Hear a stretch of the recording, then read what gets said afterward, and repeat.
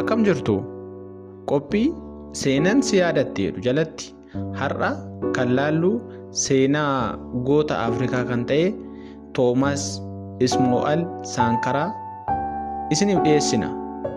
Jalqaba irratti dhaloota fi qubsuma goota kanaa kan isiniif dhiyeessinu yoo ta'u, itti aansee kutaawwan biroo keessatti seenaa isaa jalqabaatii haga du'aatti isin wajjiniin isiniif dhiyeessina. Nu wajjin tura.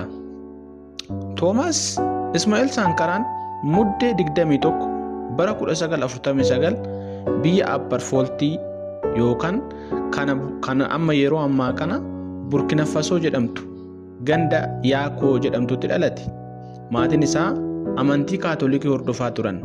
Abbaan isaa Joosef Saankaraan loltuu lolchiisaa Faransaay keessa ture yoo ta'u, maatiin isaa gosa hiikaa addaa qabu keessa dhalatan. Gosti isaa Isliim Moosii kan jedhamu yoo ta'u, kunis dhaloota gosa Moosii gosa fuulanii walirraa dhalatan argisiisa. Haalli kun jireenya isaa keessatti sabummaa fi loogii gosa tokko malee akka namoota hunda isa qixaan ilaalu isa taasiseera. Saankaraan jireenya isaa daa'imummaa kaasee hanga amantaa gaabaa keessatti guddateera. Maatiin isaa Saankaraan akka lubbuu yookaan priistii yookaan kaatolikii ta'uu barbaadaa turan.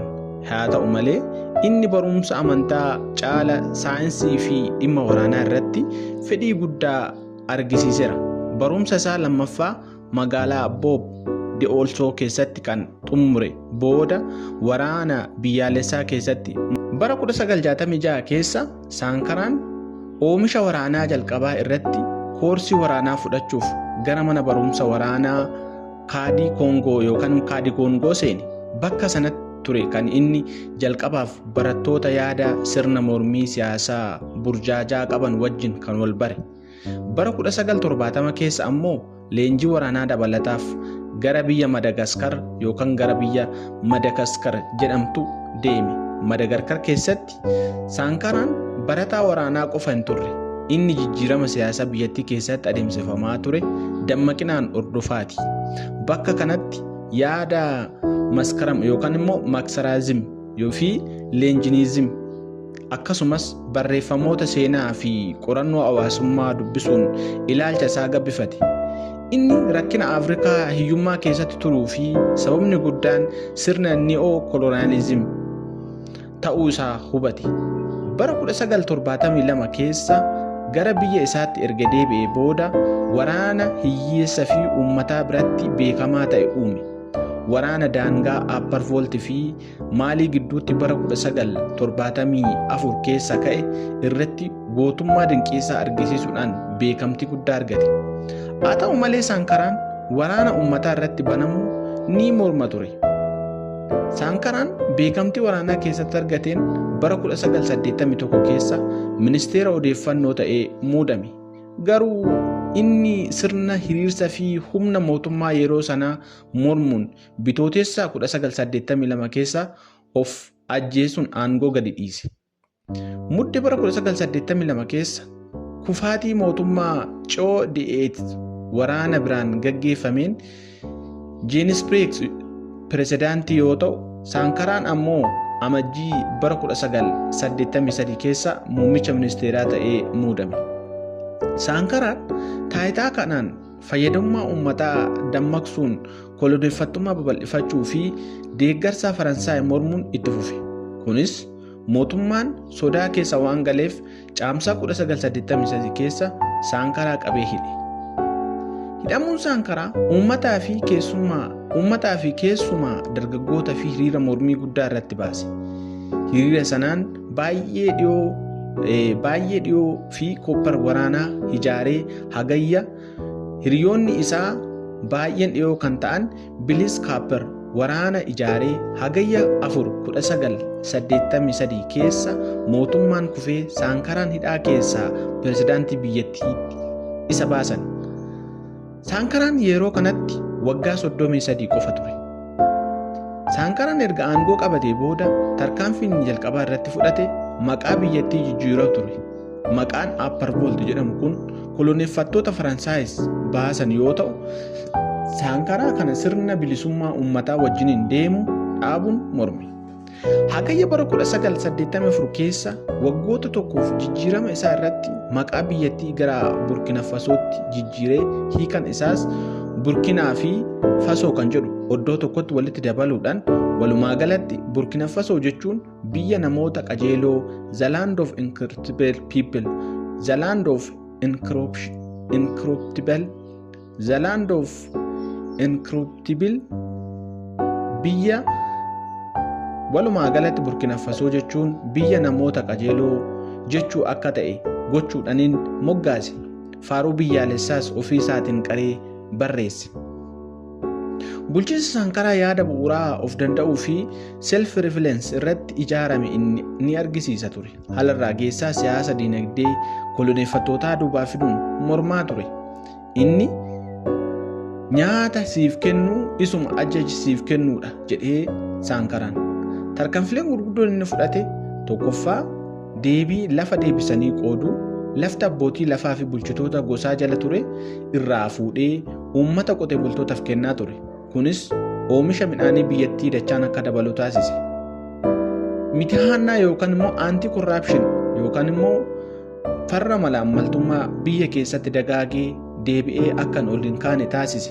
Qabeenya mootummaa qusachuudhaaniin konkolaattota gurguddoo fi qaalii marchandisii fi mootummoonni bitaa turan inni kun akka dhaabbatu godhe.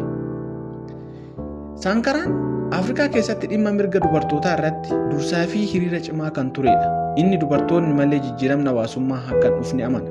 Tarkaanfileen gama kanaan fudhateenis barumsi fi mormii gochaalee duudhaa boodatti hafoo dubartoota irratti raawwataman akka dhaabbatuu fi dubartoonni bakka taayitaa guddaa akka argatan guyyaa tokko torban keessatti dhiironni gara gabaa akka deemanii maatii gargaaranii fi nyaata akka bilcheessan taasise. Biyyi hiyyummaa fi dhukkubaan hammaatu keessatti Saankaraan tarkaanfii ariifachiisaa fudhate keessattuu gama fayyaatiin duula talaallii Maaleeshiyaa fi barumsa babal'isuu irratti parsantii 73 ol biyyattii keessatti jijjiiramni guddaan akka dhufu taasise. Duula naannoo fi sagantaa ijaarsa mukaatii wajjin wal qabatee Saankaraan hojiilee jallisiif naannoo eeguu irratti akka xiyyeeffatamuu fi gammoojjiin Sahaal gara kibbaatti bal'achuu isaa dhaabuuf duula guddaa taasisuudhaan jijjiirama guddaa fidee jira. Haa ta'u malee tarkaanfii Saankaraan abbootii taayitaa gosa Faransaa fi biyyoota dhiyaa akkasumas hooggantoota naannoo sanaa biratti jibbiinsa uume. Hiriyaan isaa Bilis Kaapper deeggarsa Faransaa fi biyyoota ollaan caamsaa onkoloolessa bara 1987 gidduutti muummicha mormii ijaare. Onkoloolessa 15 1987 Toomas Saankaraan yaa'ii hojii irratti utuu jiruu garee waraana Koopper durfamuun harka irratti dhukaafamee ajjeefame. Adoolessa 15 1987 Toomas Saankaraa yaa'ii hojii irratti utuu jiruu garee waraana Koopperiin durfamuun harka irratti dhukaasamee ajjeefame. Yoo inni du'u umuriin isaa waggaa 37 qofa ture.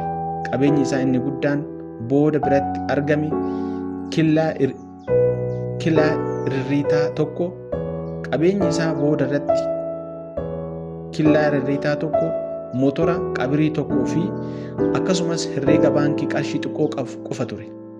Hanna irraa qulqulluu ta'uu isaa mirkaneesseera. Saankaraan yeroo gabaabaa keessatti gootota Afrikaa mallattoo bilisummaa fi qajeelummaa ta'ee afeera. Yaada isaa fi gocha isaa dargaggoota Afrikaa biratti hamma ammaatti fakkeenyummaa ta'ee faajjii ta'ee mul'ata.